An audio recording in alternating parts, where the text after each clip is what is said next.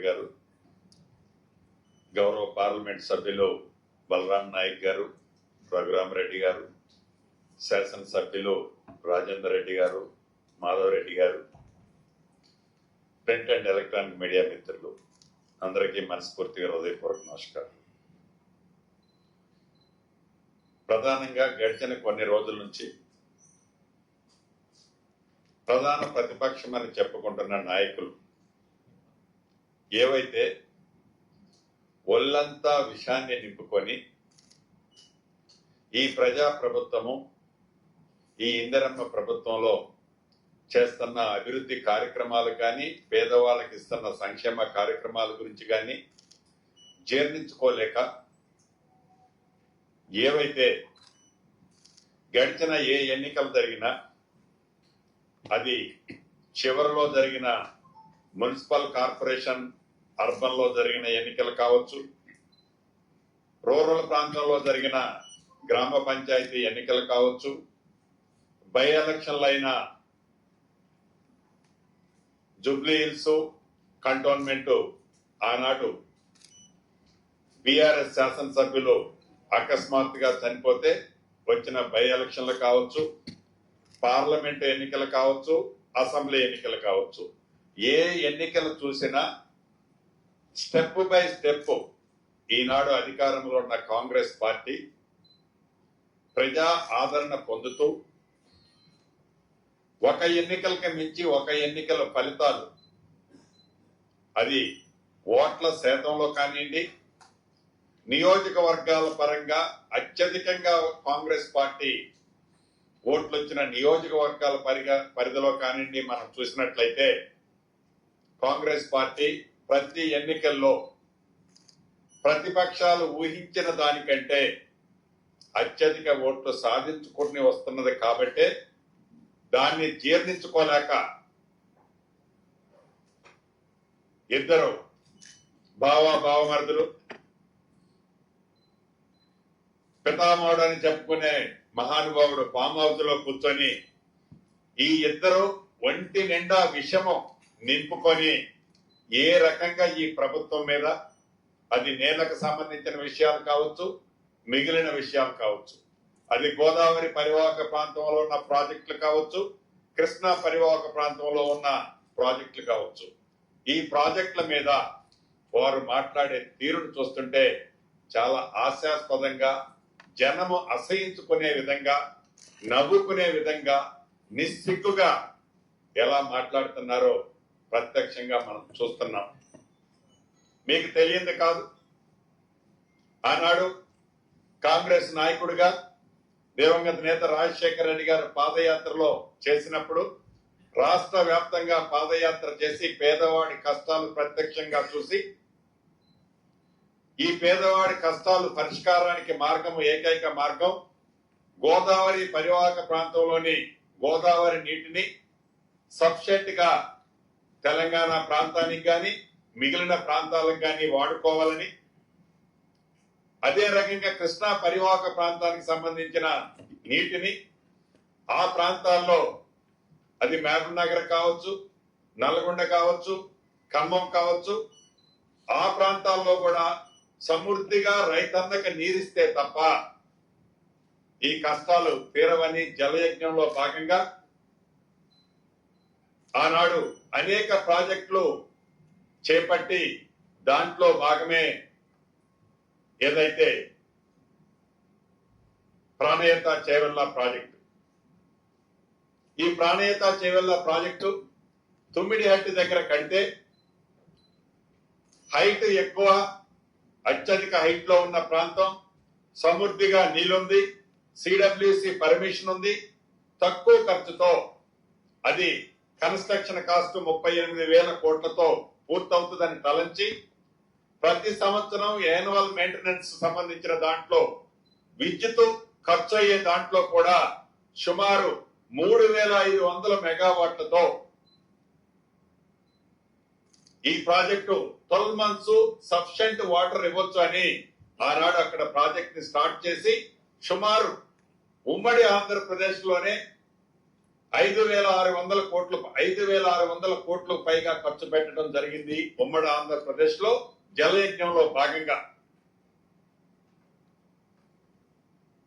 అటువంటి ప్రాజెక్టు రాష్ట్ర విభజన జరిగిన తర్వాత తెలంగాణ ప్రజల కోరిక మేరకు మా నాయకురాలు ఆనాడు యూపీఏ చైర్పర్సన్ గా శ్రీమతి సోనియా గాంధీ గారు తెలంగాణ ప్రజల ఘోషని గ్రహించి తెలంగాణ రాష్ట్రాన్ని ఇచ్చిన తర్వాత మాయమాటలు తమ్మి ఆనాటి ప్రభుత్వం 10 సంవత్సరాలు ఎవరైతే దొరల పాలన జరిగిందో ఆ దొరల పాలన జరిగిన టైంలో వారి టైంలో కూడా ఏదైతే ఈ ప్రాణీయత చేవల్ల తుమ్మిడిహట్టు దగ్గర ఆనాటి ఉమ్మడి ఆంధ్రప్రదేశ్ లో సుమారు 5,600 కోట్లు ఖర్చు పెట్టిన ఆ ప్రాజెక్టు మీద వీరు ముఖ్యమంత్రిగా ఉన్ననాటి ఆనాటి ముఖ్యమంత్రి కూడా సుమారు 6,400 కోట్లు దీని మీద ఖర్చు పెట్టడం జరిగింది. అంటే 38,000 కోట్లు ఖర్చుతో ఆ ప్రాజెక్టు సుమారు 16,40,000 ఆయకట్టుతో వస్తుందని ప్రాజెక్ట్ రిపోర్ట్ తయారు చేసి 38,000 కోట్లతో స్టార్ట్ చేస్తే దాంట్లో 11,650 కోట్లు ఉమ్మడి ఆంధ్రప్రదేశ్ లో కానీ రాష్ట్ర విభజన తర్వాత కానీ ఖర్చు పెట్టడం జరిగింది. అటువంటి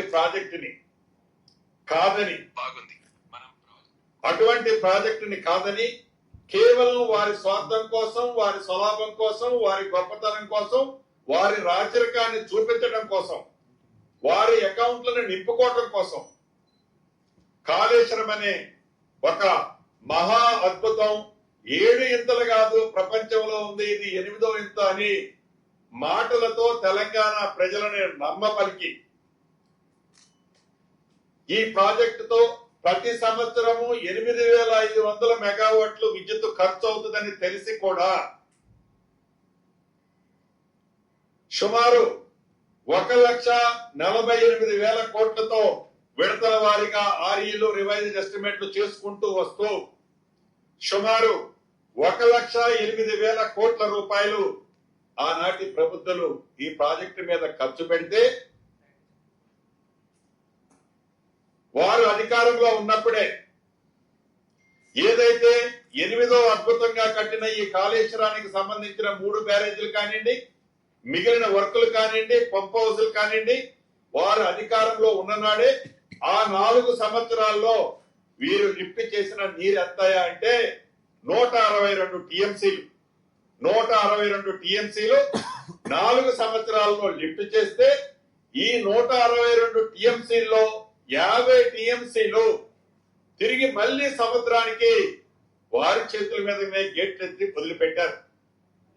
అంటే నికరంగా సుమారు ఈ 1,12,000 13,000 నెట్ ఖర్చు పెట్టి 1,48,000 కోట్ల డిపిఆర్ తో తయారు చేసిన ప్రాజెక్టుతో కేవలం వాడిన నీరెంత అంటే 112 టీఎంసీలు 4 సంవత్సరాలు.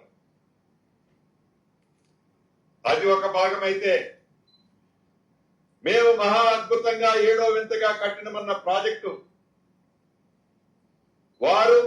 వారి హయాంలోనే శంకుస్థాపన చేసి ఆర్భాటంగా ఓపెనింగ్ చేసిన కొద్ది నెలలోనే 2023 అది 7వ నెల అనుకుంటాను, ఎలక్షన్ ముందు వారు చూస్తుండగానే పేక మేడలాగా ఈ బ్యారేజీల పరిస్థితి, ప్రతి బ్యారేజీ లీక్ అయిన పరిస్థితి స్పష్టంగా ఆనాటి ఎన్నికలకు ముందే వారి ప్రభుత్వ హయాంలోనే వారి అధికారులు, వారి ఇష్టమైన అధికారులు అధికారంలో ఉన్ననాడే ఆ బ్యారేజీలో లీక్ అవటం, ప్రతి బ్యారేజీలో కొన్ని పిల్లర్లు కుంగిపోవటం మనం ప్రత్యక్షంగా చూసాం.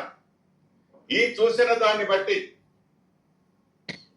తెలంగాణ ప్రజలు 2023 డిసెంబర్ మొదటి వారంలో ప్రజా ప్రభుత్వాన్ని తెచ్చుకున్న తర్వాత ఏ డ్యాములు అయితే అద్భుతంగా కట్టామని చెప్పిన వాటి మీద కేంద్ర ప్రభుత్వ సంస్థలతో వాటిని పూర్తిగా విచారణ చేయించి ప్రాథమిక report, in depth report submit చేసిన తర్వాత దానికి సంబంధించిన గుట్టంతా రట్టైన సంగతి కూడా రాష్ట్ర ప్రజలకి ఇక్కడ ఉన్న మీడియా మిత్రులు కూడా ప్రత్యక్షంగా తెలుసు. తదుపరి పదే పదే కేంద్ర ప్రభుత్వం ఆనాడు తెలంగాణ రాష్ట్రంలో అధికారంలో ఉన్నప్పుడు కేంద్రంలో ఉన్న ప్రధానమంత్రి గారు కానివ్వండి, ప్రతి కేంద్ర మంత్రి కానివ్వండి, ఆనాడు ఈ రాష్ట్రానికి వచ్చినప్పుడు కాళేశ్వరం ఈ రాష్ట్ర ప్రభుత్వానికి ఏటీఎంగా ఉంది, మేము తప్పకుండా దీని మీద ప్రత్యేకమైన ఎంక్వైరీ చేపిస్తాం, రాష్ట్ర ప్రభుత్వం కనుక కోరితే ఏసీబీ ఏదైతే సిబిఐ ఎంక్వైరీ కూడా పెడతామన్నారు.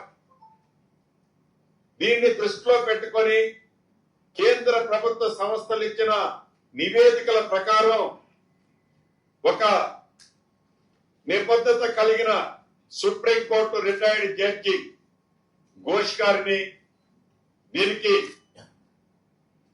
ఒక కమిటీకి వేయటం జరిగింది. వారు ఇచ్చిన రిపోర్ట్ కూడా మీ అందరికీ గతంలో మేము చూపించాం. అసెంబ్లీ సాక్షిగా ఆ రిపోర్ట్ ను పెట్టాం, అసెంబ్లీలో డిబేట్ పెట్టాం. ఆ డిబేట్ లో ప్రధాన ప్రతిపక్షం అద్భుతమైన కట్టిందని చెప్పిన వారు కూడా ఆ డిబేట్ నుంచి ఎట్లా ఎస్కేప్ కావాలనో దారులు ఎత్తుకొని ఎస్కేప్ అయిన సందర్భం మీరు చూశారు. తదుపరి దీన్ని కేంద్ర ప్రభుత్వ సంస్థ అయిన సిబిఐకి హ్యాండ్ ఓవర్ చేసిన సంగతి కూడా మీకు తెలుసు. సిబిఐకి హ్యాండ్ ఓవర్ చేసినది ఎన్ని నెలలు అయిందో మీకు తెలుసు. కేంద్ర ప్రభుత్వం నుంచి ఆ సిబిఐ నుంచి ఈ రోజుకి వారిద్దరి ఫెవికాల్ బంధం ఏంటో స్పష్టంగా చెప్పగానే చెప్తున్నారు. దాని మీద ఏ రకమైన ఎంక్వైరీలు కానీ ఇతరత్ర రాకపోవడం దురదృష్టకరం. అయినా కూడా అనేక పర్యాయాలు గౌరవ ముఖ్యమంత్రి రేవంత్ రెడ్డి గారు కానివ్వండి, నీటిపారుదల శాఖ మంత్రి వర్యులు ఉత్తమ్ కుమార్ రెడ్డి గారు కానివ్వండి, అధికారులు కానివ్వండి, ఈ గోదావరి పరివాహక ప్రాంతానికి సంబంధించిన ప్రాజెక్టుల విషయంలో ఈ కాళేశ్వరంతో పాటు ఏదైతే తుమ్మిడి హట్టి దగ్గర ఆనాడు ఖర్చు పెట్టిన సుమారు 11,000 పైగా కోట్లు ఖర్చు పెట్టిన ఆ ప్రాజెక్టుతో పాటు దిగువన కట్టిన సీతారామ ప్రాజెక్టు విషయం కూడా ఎక్కడ కమిషన్లు ఎక్కువ వస్తాయో, ఎక్కడ మోటార్లు పంపులు కొంటే మనకి వాళ్ళకి ఎక్కువ కమిషన్లు వస్తాయో అటువంటి వర్క్లే టేకప్ చేశారు తప్ప ప్రతి నియోజకవర్గానికి 1,00,000-1,50,000 ఎకరాలకు ఆయకట్టు ఇస్తామని చెప్పి ఈ ఆయకట్టు ఇస్తామన్న దగ్గర ఎక్కడా కూడా ఒక పిల్ల కాలం కూడా ఆనాటి ప్రభుత్వం తవ్వని కారణంగా కాళేశ్వరానికి సంబంధించిన ఈ ఆయకట్టు కానివ్వండి, సీతారామకు సంబంధించిన ఆయకట్టు కానివ్వండి, ఎక్కడ ఆయకట్టు రాలేదనేది నగ్న సత్యం. ఇవన్నీ పదే పదే మా ఇరిగేషన్ శాఖ మంత్రి వర్యులు గౌరవ ముఖ్యమంత్రి గారు అనేక పర్యాయాలు అసెంబ్లీ సాక్షిగా చర్చించుదాము రండి అంటే కుంటి షాకు చెప్పుకొని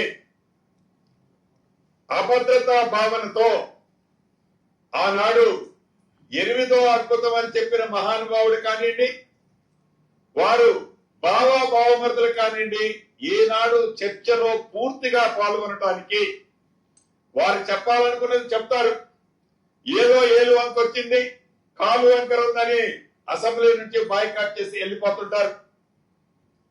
చర్చించాలనే దాని సందర్భం వచ్చినప్పుడు వారి అసలు నాయకుడు ప్రధాన ప్రతిపక్ష నాయకుడు అసెంబ్లీకి రావాలి అని అనేక పర్యాయాలు ముఖ్యమంత్రి గారు గాని అసెంబ్లీలో నాయకులందరూ కూడా పదే పదే మీకున్న అపారమైన అనుభవం ఏదైతే ఉందో, మీకున్న అపారమైన పరిజ్ఞానం ఏదైతే ఉందో పదే పదే నా జ్ఞానాన్ని తెలంగాణ ప్రజలకి అంకితం చేశానని చెప్పిన మహానుభావుడు అసెంబ్లీకి రాడు.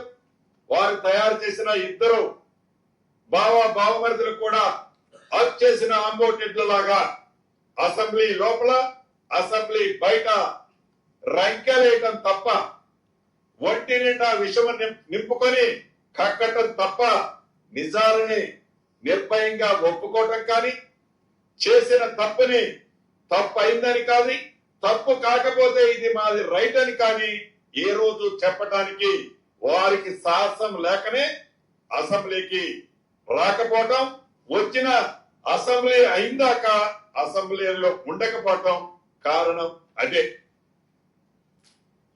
ఈనాడు దిగువ రాష్ట్రానికి సంబంధించిన నీటి వినియోగానికి సంబంధించిన అంశాలు కానీ, తెలంగాణ రాష్ట్రానికి ఇటు గోదావరి కృష్ణాకి సంబంధించిన నీటి వాటాల విషయంలో కానీ అనేక పర్యాయాలు, అనేక సందర్భాల్లో ఇందాక నేను చెప్పినట్టు ముఖ్యమంత్రి గారు కానీ, నీటిపారుదల శాఖ మంత్రి గారు కానీ ఒక్క చుక్కను కూడా ఈ రాష్ట్ర ప్రయోజనాలకు సంబంధించిన దాన్ని వదులుకునేదే లేదు.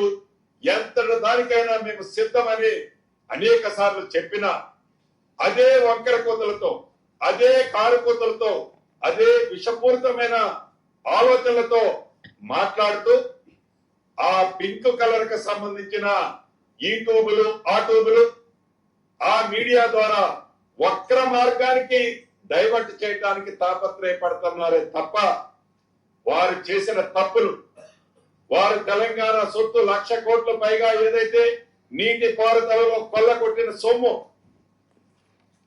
ఎక్కడ బయటకు వస్తుందో అని వక్ర మార్గానికి పంపించడానికి తాపత్రయపడుతున్న తీరు తెలంగాణ ప్రజలు గ్రహించారు కాబట్టి గడిచిన ప్రతి ఎన్నికల్లో వారికి ఆ ఫలితాలు ఇచ్చారు. అయినా ఇంకా నిస్సిగ్గుగా ఎక్కడ ఏ ఇన్సిడెంట్ జరిగితే మనం చూస్తుంటాం. శవాల మీద చిల్లరేరుకునే ఆలోచనతో కేవలం విషము చిమ్మాలనే దురుద్దేశంతో తప్ప ఒక మంచి ఆలోచన, ఒక మంచి పద్ధతి ప్రభుత్వానికి సూచించాలని గాని, సలహా ఇవ్వాలని గాని వారి మనసుకి కానీ వారి ఆలోచనకి కానీ రాకపోవడం దురదృష్టకరం.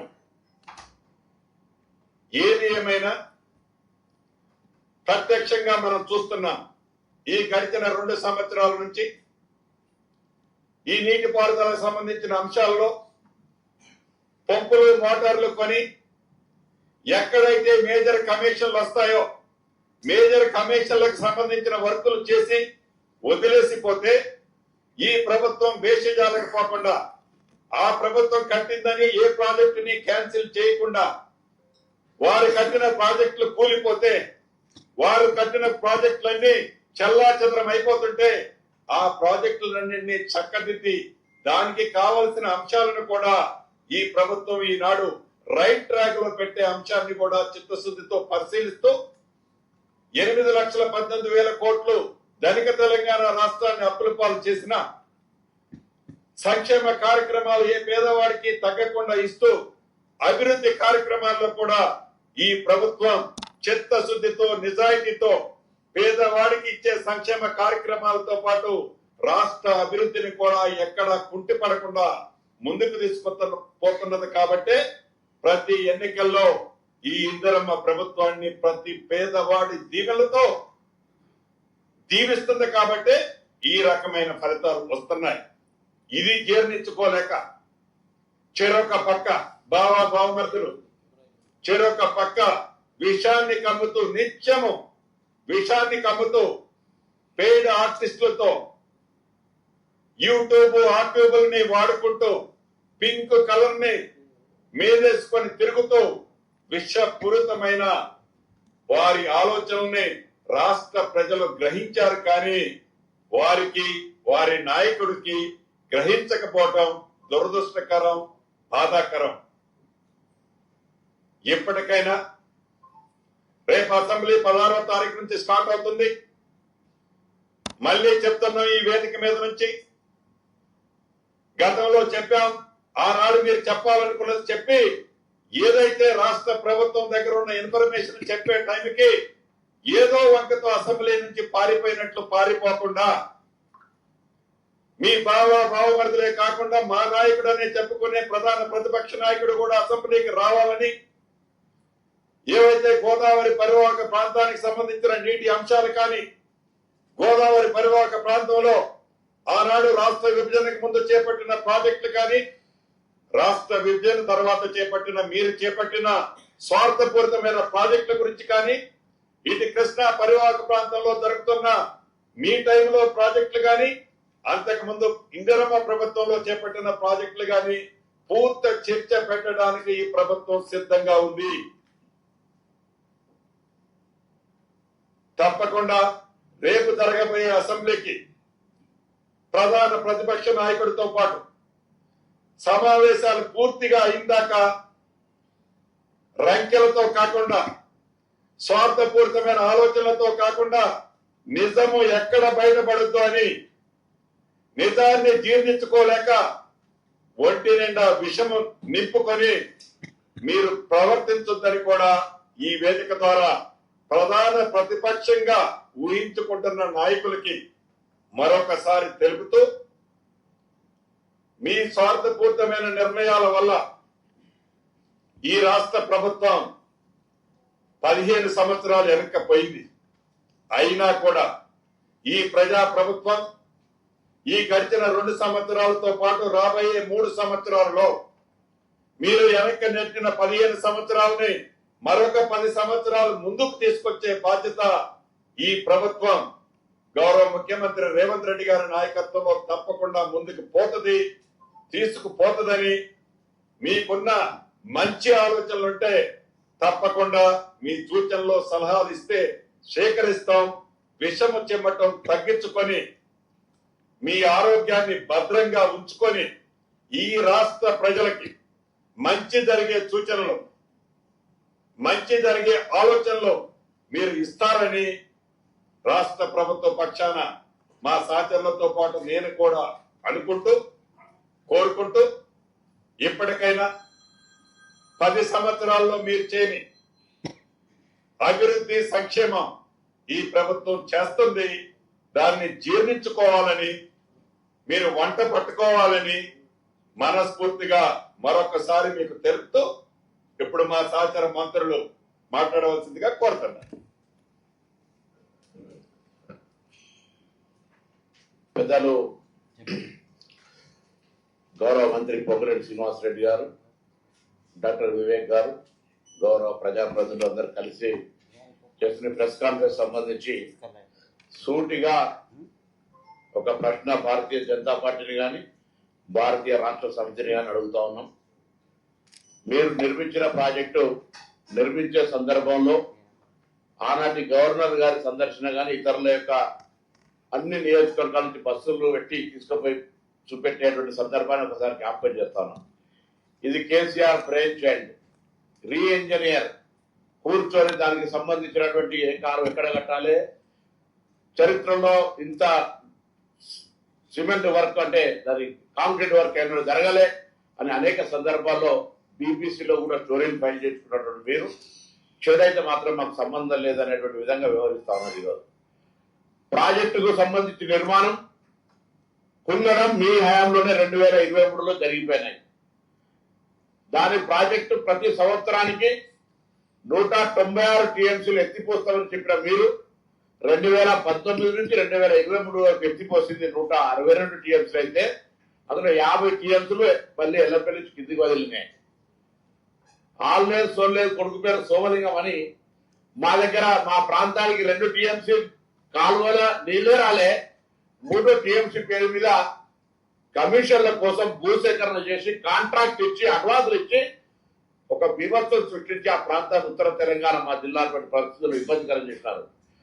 ఈరోజు వాళ్ళు ఏమంటున్నారు, కాళేశ్వరం ఆనాడు కోదాడకైనా ఖమ్మంకైనా పెద్దపల్లికైనా ఎక్కడికైనా కాళేశ్వరం నీళ్లు మొదటి మీకే వస్తున్నాయని హరీశ్రావు గారు చెప్పి 10 జాగలు ఇచ్చినటువంటి పరిస్థితి. కాళేశ్వరం కుంగిపోయిన తర్వాత 2023లో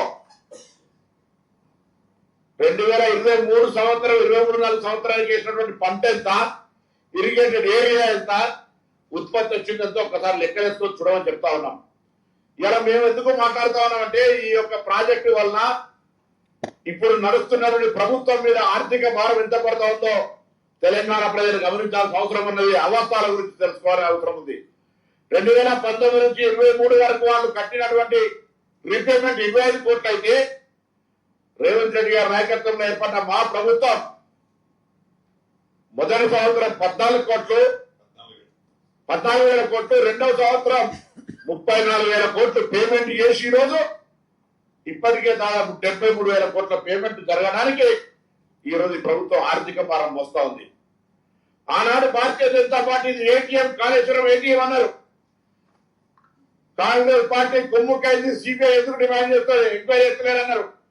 2 శాసనసభలో చర్చ చేసి సిబిఐ ఎంక్వైరీ చేస్తే ఇన్ని రోజుల దాకా ఎందుకు కార్యాచరణ తీసుకోకుండా అడ్డం పడుతున్నారో చెప్పమని చెప్తా ఉన్నాం. వీళ్ళు అడుగుతాను భారతీయ జనతా పార్టీని సూటిగా అడుగుతా ఉన్నాం.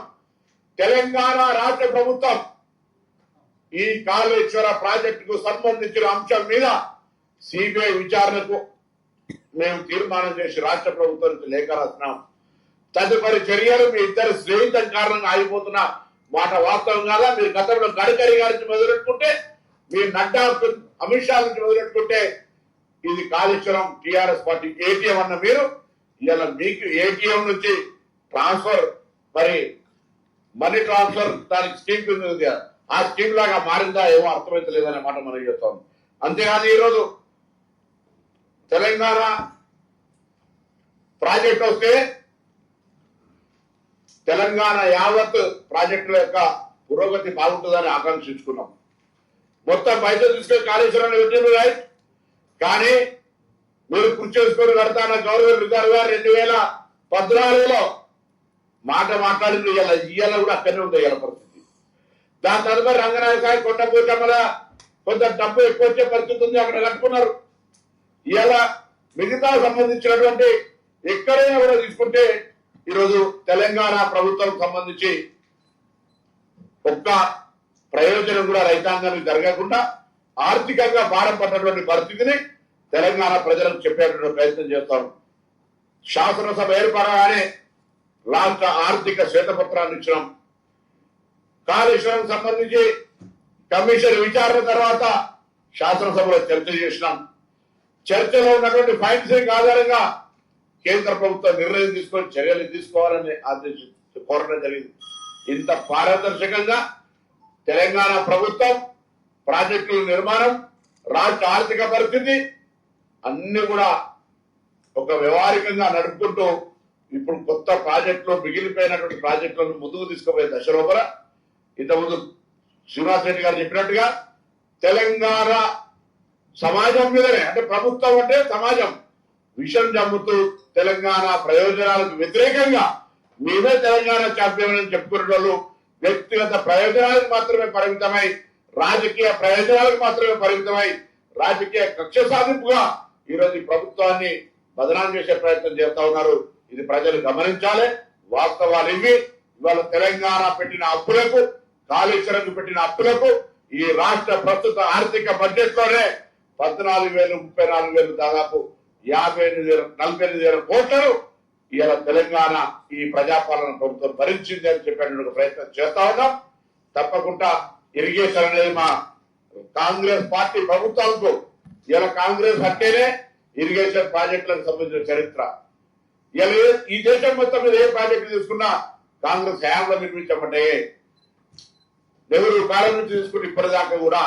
కాబట్టి మరొకసారి తెలంగాణ ప్రజాపాలన ప్రభుత్వం మీద మిషన్ జమ్మినటువంటి టిఆర్ఎస్ భారతీయ జనతా పార్టీ నాయకులు గమనించాలి. వీలైతే కేంద్రం నుంచి నిధులు తీసుకురావాలని సహకరించాలి. కలిసి తెలంగాణ ప్రజలకు న్యాయం జరగడానికి కొరకు ఏదైనా సూచన చేయాలి. కానీ అవేం చేయకుండా ఈ విధంగా విషం జిమ్మేటువంటి ప్రయత్నాన్ని మానుకోవాలి. లేదా ప్రజలు ఇప్పటికే పార్లమెంట్ ఎన్నికల్లో, స్థానిక సంస్థల్లో, శాసనసభ ఉప ఎన్నికల్లో, మున్సిపల్ ఎన్నికల్లో కర్రు రాసి వాత పెట్టిండ్రు. రాబోయే పరిస్థితుల్లో ఇటువంటి రాజకీయమైనటువంటి దుర్బుద్ధితో చేసే వ్యవహారాల పట్ల ప్రజలు ఆలోచన చేసి మిమ్మల్ని అంతా భూస్థాపితం చేసే పరిస్థితి వస్తుంది. ఇది మంచిది కాదు. తెలంగాణ ప్రజల ఆకాంక్షలకు అనుగుణంగా పనిచేయమని చెప్పి సందర్భంగా కోరుతా ఉన్నాను.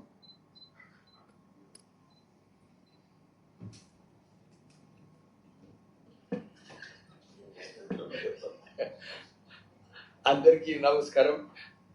ఇప్పుడే మా సోదరులు ఇద్దరు శ్రీనివాస్ రెడ్డి గారు, పొన్నం ప్రభాకర్ గారు ఈ కాళేశ్వరం ప్రాజెక్ట్ గురించి ఏదైతే చెప్పారో, 8 సంవత్సరాల నుంచి నిరంతరం ఈ కాళేశ్వరంలో ఏదైతే అవినీతి జరిగిందో దీని గురించి ఎప్పుడు కూడా మేము పబ్లిక్లో మాట్లాడడం జరిగింది. ప్రెస్ కూడా అడిక్వేట్ కవరేజ్ ఇచ్చినారు ఆ రోజులలో. ఇప్పుడే ఇంతకుముందు చెప్పినట్టు శ్రీనివాస్ రెడ్డి గారు, అప్పుడు ప్రాణాయిత చేవెళ్ళ ప్రాజెక్ట్ కాగా వెంకటస్వామి గారు నిరంతరం కుట్టాడి రాజశేఖర్ రెడ్డి గారితో ఒప్పించి ఈ 38,000 కోట్ల బడ్జెట్ ఏదైతే అప్పుడు శాంక్షన్ చేయించడం జరిగిందో దాంట్లో సుమారు 11,000 కోట్ల రూపాయలు ఆల్రెడీ ఖర్చు పెట్టినారు.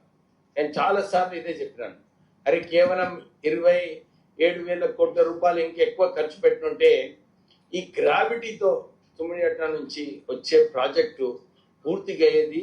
ఇది ఎందుకు ఈ ప్రాజెక్ట్ని తుమ్మిడిగట్ట నుంచి కావాలని తీసుకొచ్చి ఈ మేడిగడ్డలో కాళేశ్వరం ప్రాజెక్టు పేరుతో నిర్మించడం జరిగింది. కేవలము కాంట్రాక్టర్లు వాళ్ళందరినీ ధనికులు చేయడము, కమిషన్లు తీసుకోవడము, ఇదే ఆలోచనతోని కేసీఆర్ టిఆర్ఎస్ పార్టీ నాయకులు అందరూ కూడా పనిచేయడం జరిగింది. ఈ రోజులలో టిఆర్ఎస్ పార్టీ ప్రపంచంలో అన్నిటికన్నా ధనిక రీజనల్ పార్టీ ఏదైనా ఉందంటే అది కేవలము టిఆర్ఎస్ పార్టీ. 1,000 కోట్ల రూపాయలు ఫిక్స్డ్ డిపాజిట్స్ అంటే ఇవన్నీ ఎక్కడ? ఈ 1,00,000 కోట్ల రూపాయలు కాళేశ్వరం ప్రాజెక్టులో అవినీతి పైసలు ఏదైతే పార్టీ సంపాదించిందో ఎలక్ట్రాల్ బాండ్స్ ద్వారా ఇంకా ఇతర డొనేషన్స్ ద్వారా ఇవన్నీ కూడా కాళేశ్వరం ప్రాజెక్ట్ నుంచి. ఇప్పుడే మంత్రి చెప్పినట్టు సుమారు 1,70,000 కోట్ల రూపాయలు ఈ రోజు వరకు ఈ కాళేశ్వరం ప్రాజెక్టులో ఖర్చు పెట్టడం జరిగింది. 1,00,000 కోట్ల రూపాయలు క్యాపిటల్ ఇన్వెస్ట్మెంట్, 70,000 కోట్ల రూపాయలు ఈ రీపేమెంట్ ఏదైతే రాష్ట్ర ప్రభుత్వం చేసిందో అంటే 1,70,000 కోట్ల రూపాయలు ఖర్చు పెట్టిన తర్వాత కూడా కేవలం మనకు 1,200 టీఎంసీ నీళ్లు ఏదైతే మనం ఉపయోగించుకోవాలో దాంట్లో కేవలం 100 టీఎంసీ నీళ్ళే అప్పటి నుంచి మనము వాడుకోవడం జరిగింది. అంటే ఇంత పెద్ద భారం ఏదైతే మన ప్రజల పైన టిఆర్ఎస్ నాయకులు ఏదైతే నిర్ణయాల వల్ల రాష్ట్ర ప్రభుత్వము అప్పుల రాష్ట్రం అయిందో వాళ్ళు డెఫినెట్లీ కేసీఆర్ వారి కుటుంబ సభ్యులు ఎవరైతే ప్రభుత్వంలో ఉన్నారో వారు దీన్ని బాధ్యత వహించాలి. మనం చూసినాము మల్లన్న సాగర్ ప్రాజెక్ట్ ప్రపంచంలోనే ఎక్కడ కూడా 50 టీఎంసీ బ్యారేజ్ లేదు, కానీ కావాలని అక్కడ సిద్దిపేటలో ఈ మల్లన్న సాగర్ ప్రాజెక్ట్లో 50 టీఎంసీ బ్యారేజ్ కట్టారు.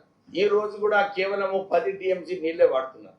అంటే ఇలాంటి పరిస్థితులలో ఈ కావాలని కాంట్రాక్టర్ ద్వారా కమిషన్ల కోసము ప్రాజెక్టులు కట్టి పార్టీని వారి సొంత ఆస్తులు పెంచుకోవడానికి ఈ కేసీఆర్, కేటీఆర్, హరీష్ రావు వీళ్ళ ముగ్గురు కూడా ఈ రాష్ట్రాన్ని దోచుకోవడం జరిగింది. ఇప్పుడే వారు చెప్పినట్టు ఏవో మంచి అవకాశం ఈ సిబిఐ ఎంక్వైరీ ద్వారా ఏదైతే నిధులు దోచుకున్నారో ఈ సిబిఐ ఎంక్వైరీ ద్వారా నిధులు దోచుకొని ఈ సరైన ఎంక్వైరీ చేసి ఎవరైతే దీన్ని ఈ రాష్ట్రాన్ని లూటీ చేసినారో వారిపైన కఠిన చర్యలు తీసుకోవాలని చెప్పి కోరుతున్నాము. మళ్ళొకసారి ఈ ఇంత పెద్ద ప్రాజెక్ట్ 1,70,000 కోట్ల రూపాయలు అదే రాష్ట్ర ప్రభుత్వం దగ్గర ఉంటే ఇప్పటి వరకు అన్ని డబుల్ బెడ్రూమ్ ఇల్లు, అన్ని సీసీ రోడ్స్ అన్ని కూడా మన రాష్ట్రంలో కట్టే పరిస్థితి ఉంటుంది. వీళ్ళ సొంత ఆస్తులు పెంచుకోవడానికి ఈ కాళేశ్వరం ప్రాజెక్టు ఏటీఎం ప్రాజెక్ట్ అయింది. దానివల్లనే ఈ టిఆర్ఎస్ నాయకులు ఏదైతే ఇప్పుడే చెప్పినట్టు మంత్రివర్గులు మున్సిపల్ ఎలక్షన్స్ లో, సర్పంచ్ ఎలక్షన్స్ లో వీరు పోయి ఎక్కడ క్యాంపెయిన్ చేసినా కానీ టిఆర్ఎస్ పార్టీ అక్కడ సక్సెస్ఫుల్ లేదు. సో వారు ఏదైతే ఊహించుకుంటున్నారో సోషల్ మీడియాలో కొంచెం ఇష్టం వచ్చినట్టు వార్తలు పెట్టుకొని జూబ్లీ హిల్స్ కంటోన్మెంట్ లో 2 బై ఎలక్షన్లలో ప్రజలు ఒక తీర్మానం ఇవ్వడం జరిగింది. వారి లీడర్షిప్ పైన ప్రజలు ఏదైతే 23 అసెంబ్లీ ఎలక్షన్లలో తర్వాత పార్లమెంట్ ఎలక్షన్లలో టిఆర్ఎస్ వ్యతిరేకంగా ఇచ్చినారో అదే తీర్మానం ఈ బై ఎలక్షన్స్ లో, సర్పంచ్ ఎలక్షన్స్ లో, మున్సిపల్ ఎలక్షన్స్ లో చూపించినారు. సో ప్రజలందరూ కూడా ప్రజాపాలన కాంగ్రెస్ ప్రభుత్వం రేవంత్ రెడ్డి గారు ఈ రాష్ట్రాన్ని ఏదైతే ముందుకు తీసుకెళ్తున్నారో ప్రజలందరూ కూడా సంతోషిస్తున్నారు. సార్ అంతటా బాగానే ఉంది కానీ కేతనపల్లి ఏమేది సార్ కేతనపల్లి అది అక్కడ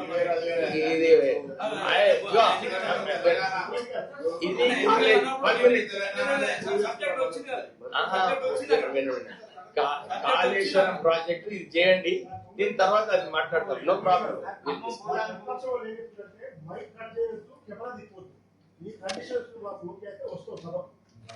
ఏనాడు అసెంబ్లీలో మైక్ కట్ చేయటం గాని ఏది కెమెరా తిప్పటం గాని జరగదు. అది వారి సంస్కృతి. ఆ 10 సంవత్సరాలు ఉన్నప్పుడు ఎవరికన్నా మైక్ ఇచ్చారా? ఎప్పుడన్నా వేరే వాడు ప్రతిపక్ష వాడు మాట్లాడితే చూపించారా? అంటే వీళ్ళు కూడా అట్లే చేస్తున్నారన్న భ్రమలో ఉంటారు తప్ప ఈ ప్రభుత్వం చాలా క్లారిటీగా వాళ్ళు ఏది చెప్పినా వినే బలాయించే శక్తి మాకు ఉంది కాబట్టి ప్రజలు ఈ తీర్పు మాకు ఇస్తున్నారు, వాళ్ళకి అది ఇస్తున్నారు.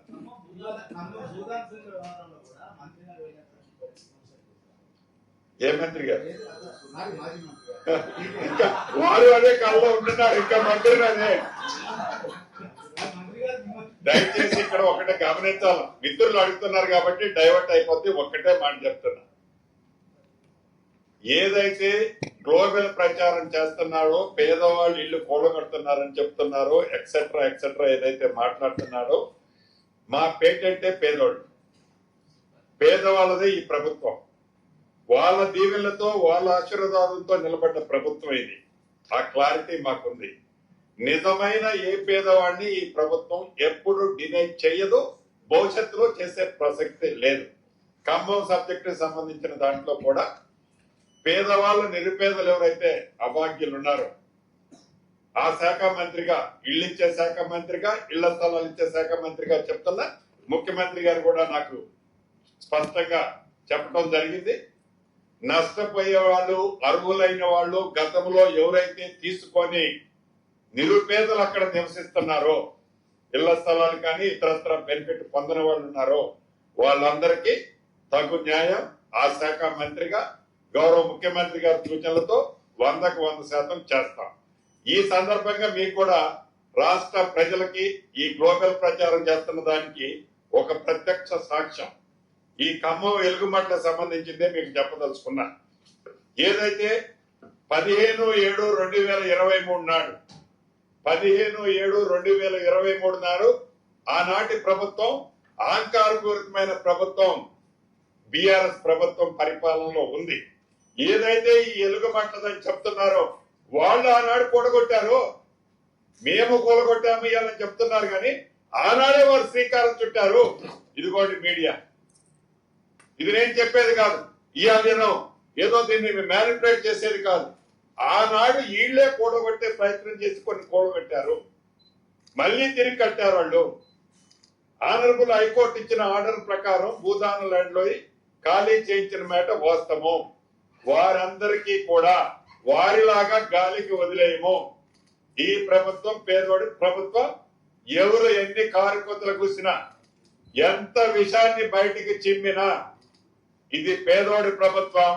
అర్హులైన ప్రతి పేదవాడికి, ఇక్కడ నష్టపోయిన ప్రతి పేదవాడికి ఇళ్ల స్థలం ఇస్తా, ఇల్లు ఇస్తా.